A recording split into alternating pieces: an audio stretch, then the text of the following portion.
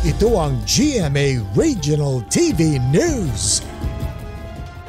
May init na balita mula Luzon, hatid ng GMA Regional TV.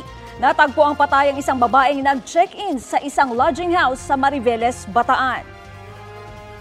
Chris, may kasama ba nga iba yung babaeng nag-check-in? Meron, Katrina, at hinahanap siya ngayon ng pulisya para sa investigasyon. May nakarinig daw kasing nag-aaway ang dalawa sa kwarto. Yan at iba pang maiinit na balita hatid ni Jeric Pasilyao ng GMA Regional TV. Bangkay na nang matagpuan ng isang babaeng nag-check-in sa isang lodging house sa Mariveles, Bataan. Ayon sa pulisya, madaling araw ng February 19 nang mag-check-in ang biktima kasamang isang hindi pa nakikilalang lalaki. Kinaumagahan, nakita na lang ng room attendant na duguan at patay na ang babae. Ayon sa ilang empleyado ng lodging house, nakarinig sila ng pagtatalo mula sa loob ng kwarto habang naroroon ang dalawa. Bugbog yung mukha niya tapos may nakatakip na unan sa mukha.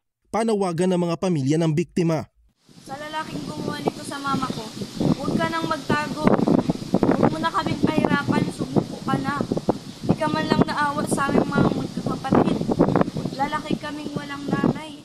Iniimbestigahan na ang krimen at inaalam ang pagkakakilanlan ng huling nakitang kasama ng biktima. Arestado sa Angeles City sa Pampanga ang isang Koreano na wanted dahil sa kasong carnapping. Nahuli siya sa isang bar sa lungsod sa bisa ng arrest warrant na inilabas laban sa kanya noong 2023. Walang pahayagang dayuhan na residente rin daw ng lungsod. Jeric Pasilyao ng GMA Regional TV nagbabalita para sa GMA Integrated News.